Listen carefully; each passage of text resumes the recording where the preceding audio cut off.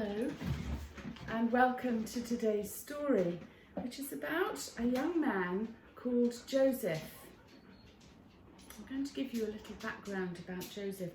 Joseph had had a terrible time. His brothers had sold him, just like you might sell a cow or a horse. The people who had bought Joseph made him walk day after day, and Joseph often cried. He wanted to be near his father. He wanted to be home. Joseph was tired and hungry, but the people who bought him just made him walk and walk, day after day, day after day. They took Joseph to Egypt. The people in Egypt made him work very hard, but one day something wonderful happened. The Pharaoh of Egypt, now Pharaoh is a bit like a king, heard what Jesus knew about dreams. The Pharaoh had some bad dreams. "Tell me what my dreams mean," said the Pharaoh. "For 7 years, all the plants and all the animals will grow very well.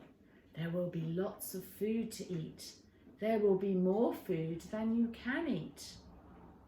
After that, for 7 years, there will hardly be any food. There will be a famine. The plants and animals won't grow because there won't be any rain." "What should I do?" asked the Pharaoh. "Tell people to save their food during the 7 good years. Then they will have food to eat during the 7 bad years." "What a good idea," said Pharaoh. "And I need you to help me. Will you help the people save enough food during the good years?" "Yes," said Joseph, "I would be very glad to help." And so Joseph became a very important person. He became one of the most important people in all of the land of Egypt. Just as he predicted, the famine was happening all over. Joseph and the people of Egypt had enough to eat, but in other countries people were starving. Far away in Canaan, Joseph's brothers and sisters and his father Jacob had hardly anything to eat. One day Jacob said to his sons, "I hear there's lots of food in Egypt. Take some of the donkeys and go to Egypt to see if you can buy some." So 10 of the brothers left for Egypt. Benjamin didn't go because he was the youngest. His father Jacob worried that Benjamin might get hurt on such a long trip. When the brothers got to Egypt, they asked, "Where can we buy food?" "Go see the person who takes care of all the food," they were told. Of course, the brothers didn't know that was Joseph. When they had sold Joseph to the traders many years before that, they didn't think they would ever see him again. Joseph knew his brothers right away. Joseph was very surprised, but he didn't say anything. He was glad to see his brothers, but Joseph was still angry at them for selling them to the traders. Joseph felt both angry and happy. He was all mixed up inside. "I think you're spies," Joseph said. "Oh no," said the brothers. "We're just 10 brothers who've come to buy food. We're not spies." "If you are brothers, what is your father's name?" "Our father's name is Jacob. He's living in Canaan." Joseph was so happy to hear that his father was still alive. He had to stop talking for a while, and he turned away from his brothers. He didn't want them to see tears in his eyes. "Are there other members of your family?" Joseph asked. "There is one more brother, Benjamin, but he was too young to come with us." "Any others?" Joseph was feeling angry now. "Well, no. There was another brother, but he died."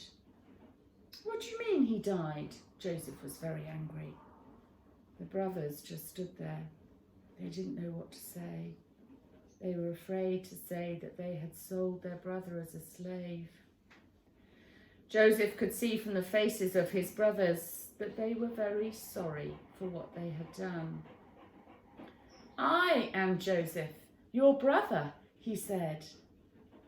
The brothers couldn't believe it at first. It didn't seem possible.